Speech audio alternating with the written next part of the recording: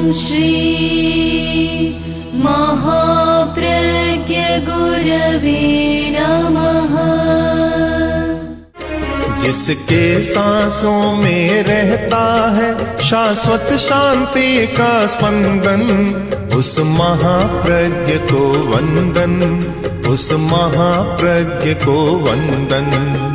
सत्य अहिंसा अनेकांत को अर्पित जिसका तन मन, उस महाप्रज्ञ को वंदन, उस महाप्रज्ञ को वंदन। जिसके सांसों में रहता है शाश्वत शांति का स्पंदन, उस महाप्रज्ञ को वंदन, उस महाप्रज्ञ को वंदन।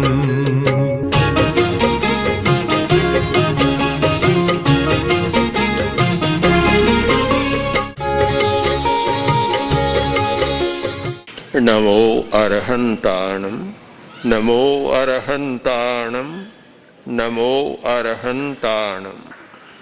समस्याएं दो प्रकार की होती हैं, बाहर की और भीतर की, बाह्य जगत की और अंतर जगत की।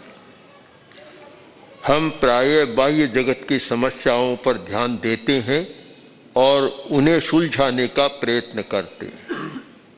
अंतर जगत की समस्याओं पर हमारा ध्यान भी कम जाता है और उन्हें सुलझाने का तरीका भी पता नहीं होता, प्रयत्न भी कम होता है। एक सिद्धांत को आप दृढ़ता के साथ अपना लें कि भीतर की समस्याओं को सुलझाए बिना बाहर की समस्याएं भी मुश्किल से सुलझती है, जटिल बन जाती है। जो व्यक्ति भीतर की समस्याओं को सुलझाने का अभ्यास करता है, बाहर की बड़ी से बड़ी समस्या छोटी बन जाती है, और जो भीतर की समस्या को नहीं सुलझा पाता, छोटी समस्या उसके लिए राई पहाड़ बन जाती है। इसलिए हम भीतर की समस्याओं पर ध्यान दें। भीतर की जो समस्याएं हैं उनको संक्षेप में पहले प्राथमिक कक्षा में जानने का प्रयत्न करें तो दो तीन समस्याएं बहुत बड़ी हैं। एक प्रमाद की समस्या, एक कसाय यानी संवेग आवेश की समस्या, और एक चंचलता की समस्या। ये बहुत बड़ी तीन समस्याएं बहुत बड़ी है। आदमी में कसाय बहुत प्रबल होता है, संवेग बहुत प्रबल होते हैं, और उन संवेगों के कारण धर्म कर्म दोनों भी मलिन जैसे बन जाते हैं। धर्म की बात भी बहुत करता है और कसाय प्रबल है, क्रोध प्रबल, अहंकार प्रबल, छल कपट और लोभ प्रबल, काम वासना भी प्रबल। तो फिर धर्म की बात नहीं चलती और कुछ हो जाता है। बहुत आवश्यक है कसाय को कैसे उपशांत करें, संवेगों को कैसे नियंत्रित करें। संवेग संतुलन, जो व्यक्ति संवेग संतुलन का जीवन जीता है वह अच्छा व्यक्तित्व होता है। जिसका अपने संवेगों पर नियंत्रण नहीं, संवेग संतुलित नहीं, वह अच्छा नहीं होता। एक क्षण में कुछ हो जाता है, भरोसा नहीं। लोग कहते हैं इसका भरोसा नहीं, अभी तो राजी है, एक क्षण में भयंकर तूफान आ जाएगा। किसी ने जाकर नाम पूछा कि आपका नाम? का शीतलनाथ। फिर दूसरी बार पूछ लिया कि आपका नाम? अभी तो बताया, पता नहीं, भूल गया। अभी एकदम आंख निकाल कर आवेश में बोलने लग गया। तीसरी बार पूछा तो लट्ठी उठा ली कि मूर्ख कहीं का बार बार मुझे तंग करता है। संवेग का संतुलन नहीं होता तो आदमी बदलता रहता है, पता नहीं लगता कि वह कैसा क्या करेगा। प्रमाद की भी समस्या है कि हम ठीक अपना नियोजन करना नहीं जानते, जो समय का नियोजन होना चाहिए। और आज का ज़माना नियोजन का, मैनेजमेंट का ज़माना, हर चीज़ में मैनेजमेंट का प्रयोग होता है, किंतु जिसका मन प्रमाद से ग्रस्त है, प्रमादी है, वह समय का नियोजन नहीं कर सकता। संकल्प तो करता है 4 बजे उठूंगा, उठता है 10 बजे, नियोजन नहीं कर पाता। और जो प्रमादी होता है वह अपने प्रमाद की सिद्धि के लिए तर्क भी प्रस्तुत कर देता है। कोई विद्यार्थी था और बड़ी कक्षा में आगे पढ़ रहा था, एकदम छोटा नहीं था, तो आलसी प्रमादी बहुत था, प्रमाद में पड़ा ही रहता, जागरूक नहीं था। तो माँ ने कहा, बेटा देखो सूरज कितना चढ़ गया, अब तो उठो। बोला, माँ क्या बात कहती हो तुम, सूरज के साथ मेरी तुलना करती हो? सूरज तो कभी सो जाता है और मैं रात को 10 बजे सोता हूँ। तर्क भी वैसे ही हो जाते हैं प्रमाद को सिद्ध करने के लिए। तो प्रमाद बहुत बड़ी बाधा है, कसाय बहुत बड़ी बाधा, प्रमाद बाधा, और इन दोनों को प्रवाहित करने वाली बाधा है मन की चंचलता, हमारी एकाग्रता नहीं है।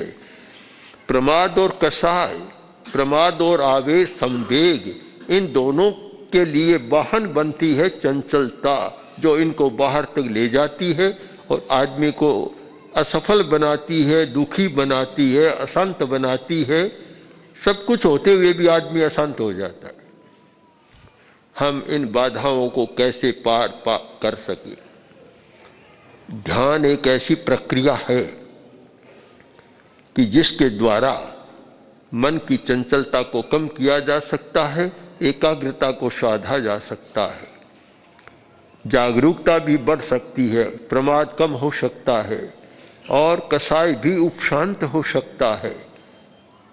हमने ऐसे सैकड़ों सैकड़ों, हजारों भी हो सकते हैं, सैकड़ों सैकड़ों लोगों को देखा कि जो भयंकर क्रोध था, भयंकर लोभ और अहंकार था, किंतु ध्यान के प्रयोग के बाद उनका क्रोध शांत हो गया।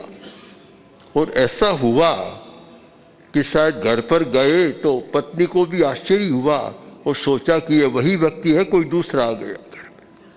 शायद रामायण का प्रसंग सामने आ गया होगा कि क्या बात है, पतिदेव आ गए, अभी तक गुस्सा नहीं किया, ये तो आश्चर्य की बात है। पर शांत हो सकता है, ये कसाय शांत हो सकते हैं, किंतु केवल पढ़ने से, जानने से नहीं, प्रयोग के द्वारा। हम प्रयोग के द्वारा जो उत्तेजना के हमारे शरीर में केंद्र हैं और उत्तेजना को पैदा करने वाली हमारी आंतरिक परिस्थितियां हैं, आज की विज्ञान की भाषा में तो ग्रंथि तंत्र कहें, अंतस्रावी ग्रंथि तंत्र आदि आदि जो हमारी आंतरिक परिस्थितियां हैं और हमारे भीतर के जो जैव रसायन हैं, उनको प्रभावित करें, परिष्कृत करें, तभी ये परिवर्तन हो सकता है, केवल पढ़ने से नहीं। इसीलिए ध्यान के द्वारा इन सब का परिष्कार होता है, परिवर्तन होता है। इसलिए ध्यान एक ऐसी साधना है जिसका मूल्यांकन जैन आचार्यों ने इस भाषा में किया कि 2 दिन का उपवास, बेले की तपस्या और 5 लव का ध्यान, यानी 2.5 मिनट का ध्यान, उसको एक व्यवहारिक तुलना करें कि कितना लाभ होता है, तो बेले की तपस्या, 2 दिन का उपवास, 2.5 मिनट का ध्यान। मैं मानता हूँ ये भी छोटा है। ध्यान का लाभ तो इतना है कि शायद बेले की तपस्या से भी तोला नहीं जा सकता, फिर भी एक अनुमान किया है तो इतना बड़ा लाभ होता है, क्योंकि ध्यान हमारी इतनी आत्मा की पवित्र अवस्था है कि हम सहज आत्मा तक पहुंच जाती है। बहुत लोगों का प्रश्न होता है और हमारे पास बहुत आते हैं कि आत्मा का साक्षात्कार कैसे हो, परमात्मा का साक्षात्कार कैसे हो। तो हमारा तो उत्तर होता है, पहले शरीर का साक्षात्कार करो। फिर आत्मा की बात करना, फिर परमात्मा की बात करना। जब तक तुम शरीर के भीतर विद्यमान रहस्यों को, शक्तियों को, नियमों को नहीं जानते, तब तक आत्मा परमात्मा की बात कोई वाचिक बात है, वांग्मय शब्दों का व्यापार है, होता कुछ भी नहीं है। इसलिए हम शब्दों से ऊपर उठकर, मन से भी ऊपर उठकर और अपनी आत्मानुभूति के द्वारा इस सच्चाई को जानने का प्रयत्न करें। आज शिविर शुरू हो रहा है, आप लोग ध्यान का अभ्यास करेंगे। उससे पहले ध्यान की दीक्षा जरूरी है। जब तक ध्यान की दीक्षा से दीक्षित मन नहीं होगा, तब तक ध्यान अच्छा नहीं हो सकेगा। तो अब प्रेक्षा ध्यान की उपसंपदा, पहले उपसंपदा उसकी प्रेक्षा ध्यान की, उसको ठीक समझ लें, उसका प्रतिदिन पारायण करें, तो आपको ध्यान के विकास में बड़ी सुविधा होगी। तो अब उस प्रेक्षा ध्यान की उपसंपदा के लिए आप तैयारी करें। जो शिविरार्थी वे खड़े खड़े कर लें, शिविरार्थी हैं वो खड़े खड़े करें। हाँ,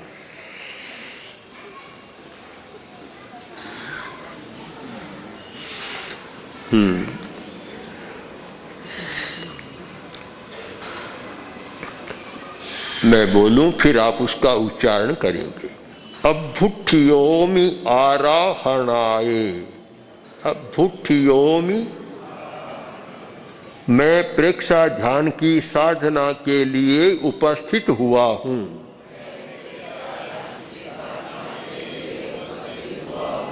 मग्गं उव संपज्जामि,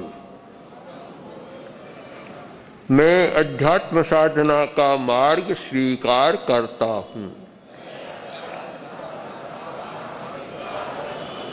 सम्मत्तं उव संपज्जामि, मैं अंतर्दर्शन की उपसंपदा स्वीकार करता हूं। संयमं उव संपज्जामि, संयमं उव संपज्जामि, मैं आध्यात्मिक अनुभव की उपसंपदा स्वीकार करता हूं।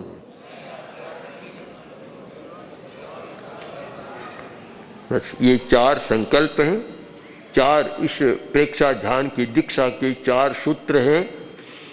उपस्थित होना, अध्यात्म साधना का मार्ग स्वीकार करना, और अंतर्दर्शन का लक्ष्य बनाना, और आध्यात्मिक अनुभव करना। ये 4 हैं। इनके आधार पर आप ध्यान का विकास कर सकते हैं। बाह्य दर्शन का विकास नहीं। इसलिए आंख बंद करनी होती है। प्रारंभ में अभ्यास नहीं होता तो आंख बंद करते हैं। किस लिए? कभी बाहर का दर्शन एक बार न हो, अंतर का दर्शन हो। अनुभव करते हैं, अनुभव तो सब करते हैं। रोटी खाता हुआ भी अनुभव करता है, मिठाई खाता है, मिठास का अनुभव करता है, नमक का अनुभव करता है, किंतु अंतर दर्शन का अनुभव यानी आध्यात्मिक अनुभव, यानी मेरे भीतर क्या क्या है, अपने भीतर क्या है, इसका अनुभव करना। क्यों? भीतर में बहुत सारी शक्तियां हैं। इस शरीर के भीतर हमारा ज्ञान है, दर्शन है, शक्ति है, आनंद है, सब शरीर के भीतर है। उसका भीतर का अनुभव करना, बाह्य का अनुभव तो बहुत होता है। और मार्ग का चुनाव करना, वह मार्ग जो हमें अध्यात्म की दिशा में ले जाए। इसीलिए मौन भी आवश्यक है और भी आवश्यक, क्योंकि वह अध्यात्म की दिशा में ले जाए, भीतर की दिशा में ले जाए। तो ये 4 सूत्र हैं। अब इनके जो उपसंपदा के 5 संकल्प सूत्र हैं, वे बैठी बैठी करें बस। हाँ, अब आप सुन सकते हैं नीचे।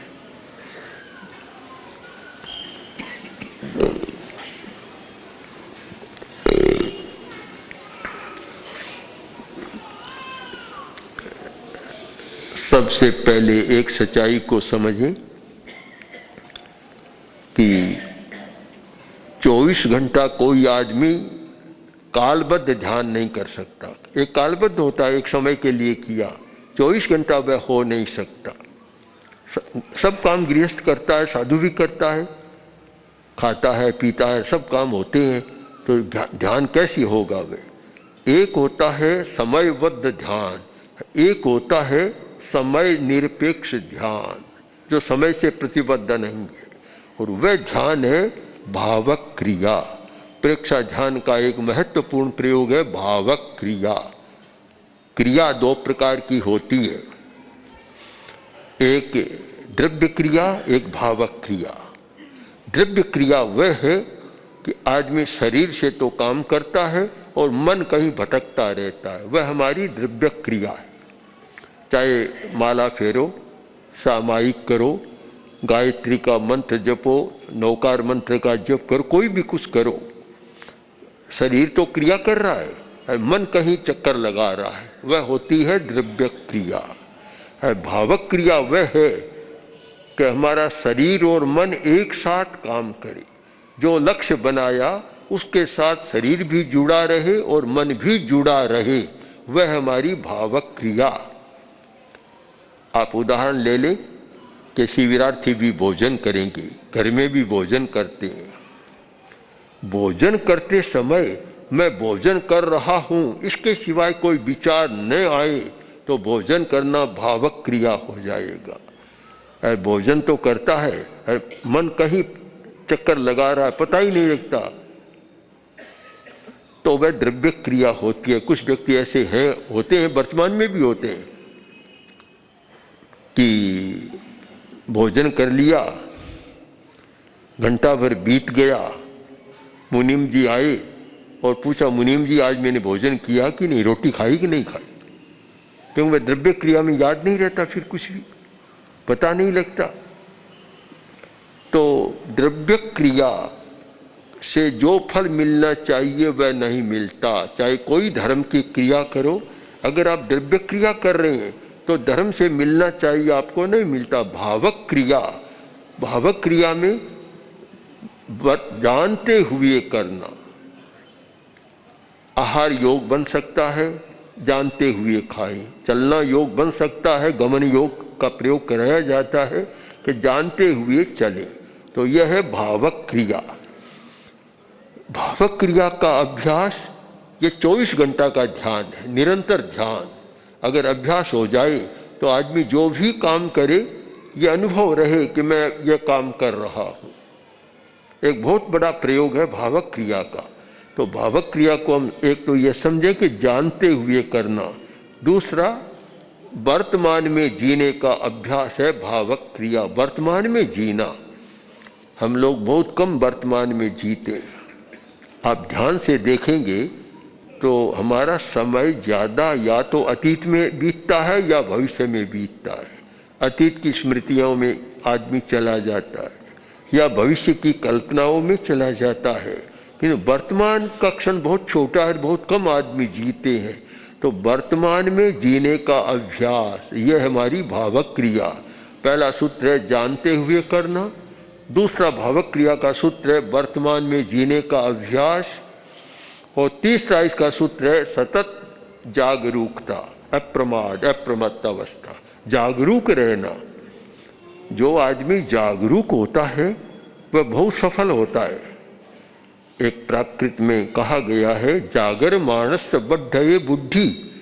जो जागृत है उसकी बुद्धि का विकास होता है, जो जागृत नहीं है, सोया रहता है, उसका विकास नहीं हो सकता। तो भावक क्रिया के 3 सूत्र हो गए। यह अभ्यास जरूरी है। जिस समय ध्यान का प्रयोग चले ध्यान का करें, खाली रहें तब भावक क्रिया का अभ्यास करें। इसका दूसरा सूत्र है प्रतिक्रिया विरति। यदि प्रतिक्रिया विरति का अभ्यास हो जाए तो हम बहुत ज़्यादा आनंद का जीवन जी सकते हैं। हमारे आनंद में, हमारी सुखानुभूति में, हमारे सुख संवेदन में सबसे ज़्यादा कोई विघ्न डालने वाला, बाधा डालने वाला तत्व है तो वह है प्रतिक्रिया। अगर ध्यान का अभ्यास करें तो इसमें जागरूक रहना है कि प्रतिक्रिया न हो। हर बात को मैं सुन सकूं, मनन कर सकूं, चिंतन कर सकूं, पर तत्काल कोई प्रतिक्रिया न करूं। प्रतिक्रिया विरति का अभ्यास। इसका तीसरा सूत्र है मैत्री भाव, मैत्री भावना का विकास। सबके साथ मैत्री सुनने में बहुत अच्छा लगता है। कितना अच्छा है कि मिट्टी में सब भूयेसु बेरंग मज्जन केणई, वे अपना काम न कर सके और ज़्यादा खाते हैं, पूरा पछता नहीं, तब उनको मौका मिलता है और वे फ्री रेडिकल फिर हमारे शरीर में स्थितियाँ जटिल बनाते हैं। इसलिए परिमित भोजन, और ये आप निश्चित माने, अगर आपको बीमार नहीं होना है, जल्दी बूढ़ा नहीं बनना है, और बूढ़े का मतलब शक्तिहीन नहीं बनना है, और अच्छी तरह काम करना है, दिमाग को स्वस्थ रखना है, तो उसका सबसे उत्तम सूत्र है परिमित भोजन। परिमित भोजन, और परिमित की भाषा भी आयुर्वेद में बहुत सुंदर मिलती है। परिमित किसको माने हम? सबकी भूख समान नहीं होती, कोई 4 रोटी खाता है, कोई 2 खाता है, कोई 1 ही खाता है। तो परिमित किसको माने कि जिस व्यक्ति की जितनी भूख है उसको 4 भाग में कर लें, 2 भाग खाएं, जैन भाषा में जिस कहते हैं ऊनोदरी, 2 भाग खाएं और 2 भाग खाली रखें। खाली किस लिए? कि खाने के बाद हवा बनेगी, वायु बनेगी तो पेट फूलेगा, और खाने के बाद पानी पिएंगे तब भी होगा। तो 2 भाग हवा और पानी के लिए खाली छोड़ दें और 2 भाग खाएं, आधा खाएं, वह है परिमित भोजन। कुछ ऐसे लोग होते हैं खाते समय पूरा पेट भर कर खा लेते हैं, जब बढ़िया भोजन होता है तब तो डबल ट्रबल का पता ही नहीं लगता, इतना ज़्यादा खा लेते हैं। और ये जब होते हैं विवाह, शादी, भोज आदि के प्रसंग, उस समय तो साहित्य को ध्यान रहे कि कितना खाना चाहिए। एक सास ने अपनी नव विवाहित बहू से कहा कि बेटा ध्यान दे लो, तुम्हारा ससुर आज भोजन करने गया है और वापस आएगा, फिर खड़ा नहीं रह सकेगा, पहले ही खाट को बिछा कर तैयार रखो। तो वो बोली, सास आपके ऐसा होता है क्या? हमारे तो और कुछ होता है क्या? कि हमारे घर के लोग तो भोजन करने जाते हैं पैदल और वापस खाट पर ही उनको लाया जाता है, तो इतना खा लेते हैं आदमी। तो वह अपरिमित भोजन बीमारी का बहुत बड़ा कारण है। मैं तो बहुत बार ये सोचता हूँ, कहता भी हूँ कि अगर अपरिमित भोजन, ज़्यादा भोजन न करे तो बेचारे डॉक्टर क्या करेंगे? ये बड़ी बड़ी दवा बनाने वाली कंपनियां क्या करेंगी? ये बड़े बड़े हॉस्पिटल, डॉक्टर क्या करेंगे फिर? किसी ने ठीक लिखा, एक अच्छा व्यंग है, बड़ा काम का व्यंग है वे, कि तुम अगर बीमार हो जाओ तो डॉक्टर को बुलाओ, क्योंकि डॉक्टर भी बेचारा जिंदा रहे, और डॉक्टर जो दवा बताए तो खरीदो, क्योंकि बेचारा केमिस्ट भी जिंदा रहे। तुम दवा लाओ, लो मत, क्योंकि तुम भी जिंदा रहो। तो ये परिमित भोजन एक बात भी समझ में आ जाए तो शायद स्वास्थ्य को, मानसिक स्वास्थ्य को बहुत अच्छा रखा जा सकता है। तो ध्यान के साथ जुड़ी हुई बात है मित भोजन। और 5वां सूत्र है मित भाषण। हम ज़्यादा न बोले, ध्यान काल में तो अधिकांश मौन रहें, अनावश्यक बिल्कुल न बोले। जो आवश्यक हो, शरीर की आवश्यकता है, कोई बात आवश्यक बताना, इतनी कोई बातचीत नहीं, न समाचार पत्र पढ़ें, न रेडियो सुने, न टीवी देखे, कुछ भी नहीं, केवल एकाग्रता रहे। बस जब भी मौका मिले श्वास पर ही ध्यान केंद्रित करें और कुछ न करें, बातें भी न करें। जो युवक परस्पर मिल गए, बाइयाँ मिल गई, बातें शुरू कर दी, यह भी बिल्कुल नहीं। प्राय मौन एक अच्छा शब्द है जो भगवान महावीर के जीवन के प्रसंग में आता है कि भगवान महावीर मौन करते थे। केवल मौन यह नहीं है, बड़ा अच्छा शब्द, प्राय मौन करते थे, आवश्यकता बस बोलते थे, प्राय मौन। हम भी इसको अपना ले, प्राय मौन। अब कोई आवश्यक है, किसी को भोजन के बारे में, एक स्थान के बारे में, जीवन की आवश्यकता के बारे में कहना है तो बोल कर दे। वह मौन ऐसा नहीं कि मौन तो कर ले और हूँ इतना करे कि सारी शक्ति खर्च हो जाए, यह भी अच्छा नहीं है। कुछ लोगों को देखते मौन करते हैं और इतना ज़्यादा हूँ इशारा करते हैं कि बेचारी शरीर की शक्ति और क्षीण हो जाती। बस आवश्यकता है वह शब्द कह दिया, मौन कर ली, फिर बातचीत नहीं। तो ये मित भाषण, ये 5 सूत्र हैं। भावक क्रिया, फिर याद कर ले, भावक क्रिया, प्रतिक्रिया विरति, मैत्री, मित आहार और मित भाषण, इनका अभ्यास करें तो आपकी ध्यान की साधना बहुत अच्छी होगी और ध्यान के द्वारा जो आपको आनंद का अनुभव होना चाहिए वह होता रहेगा। ओम आर। ओम श्री महाप्रज्ञ गुरवे नमः। ओम श्री महाप्रज्ञ